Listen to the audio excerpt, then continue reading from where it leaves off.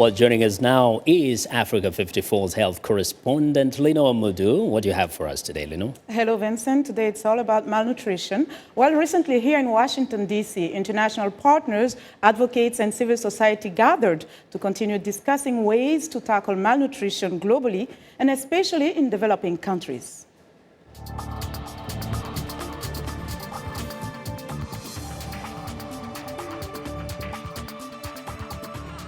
Each year, 3 million children die from causes related to malnutrition. More than 165 million children are suffering from its consequences. Malnutrition occurs when a person is not getting enough food or not eating the right food. Reverend David Beckman is president of Bread for the World. He says it is imperative to address the issue. Of the kids who die before the age of 5, almost half those kids die from malnutrition. And then much larger numbers of children are stunted. They never reach the potential that God's built into them. On Monday, global leaders gathered here in Washington, D.C. to share strategies, success stories, and discuss the challenges to eliminating malnutrition. Joylet Banda, a conference participant from Malawi, elaborates on what is being done in her community through wellness and agriculture for life advancement. The program is funded by USAID in partnership with Catholic Relief Services. We are promoting the practice of recommended maternal and child health and nutrition practices, which include like infant and young child feeding, like breastfeeding from birth up to 6 months exclusively, and then starting complementary feeding the children after 6 months up to 2 years. We also promote like hygiene and sanitation, considering that this also affects the nutritional status of children, especially through diarrhea. And we are also promoting maternal health and nutrition by educating the communities on the recommended nutrition practices for mothers as well.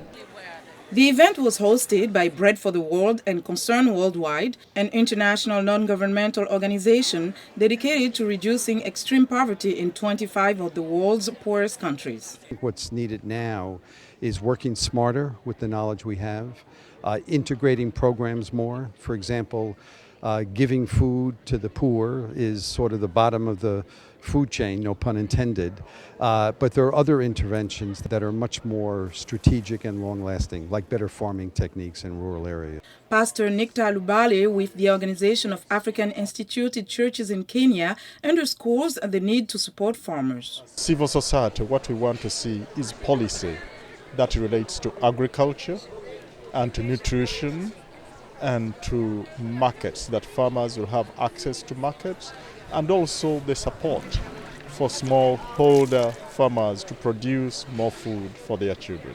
Paul Weisenfeld is assistant to the administrator in the Bureau of Food Security at the U.S. Agency for International Development, USAID. He says the United States remains committed. From 2012 to 2014, the U.S. government will commit more than $1 billion for nutrition-specific interventions and close to $9 billion for nutrition-sensitive interventions. Weisenfeld also says some African nations are making progress thanks to their country's leadership. You have presidents like Kikwete in Tanzania, like Sils in Senegal. And we know that a critical piece of the puzzle is that political will at the country level. When you have head of state leadership, like those two gentlemen, like Ethiopia as well, you see wonderful things happen. You see countries devote their own resources because it's not all about donor resources.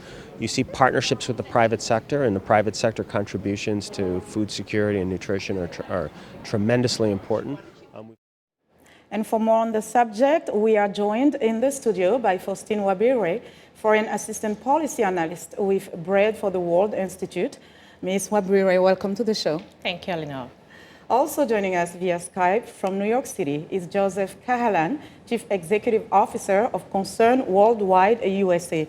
Mr. Cahalan, welcome to the show. Thanks, Linord. Good to be with you again. It's good to have you with us here in the studio. Let me start here in the studio with you.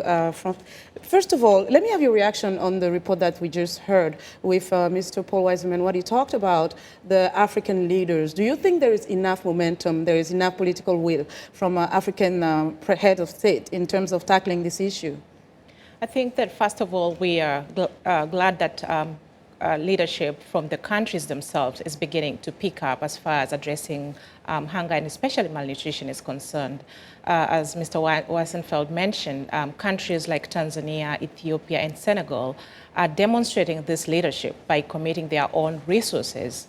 And I think that that's something we are all excited about.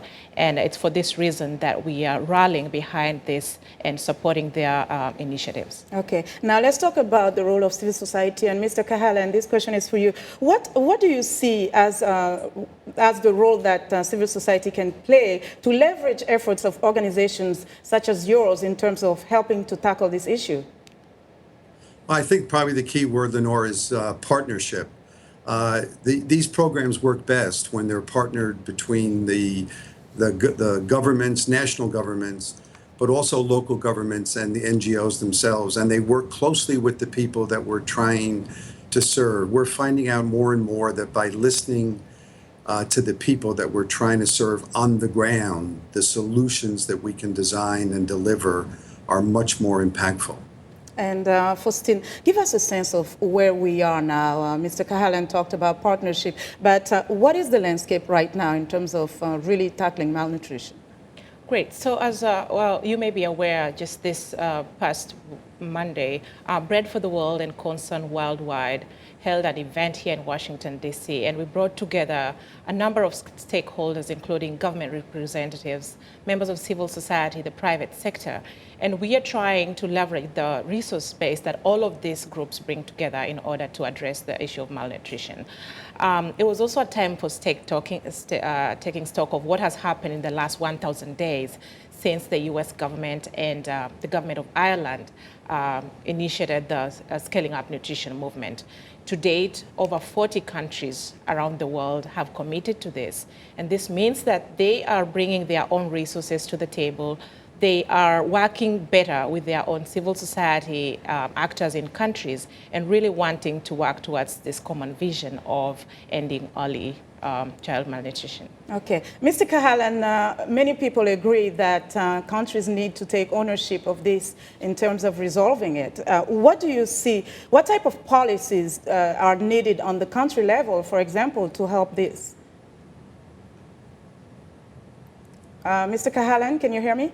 Yeah, I hear you now. I think I got most of the question. I think the first thing that local host countries have to do is get a clear understanding of the nature and the scope of the problem within their communities, and then have the political will and leadership, which is becoming more and more commonplace. I sense great momentum in the developing world for policies that are pro-nutrition, anti-hunger. So I think the political will is starting to emerge. And in some countries, as I think has been mentioned, Tanzania most notably, the leadership has been terrific. But flowing from that, okay.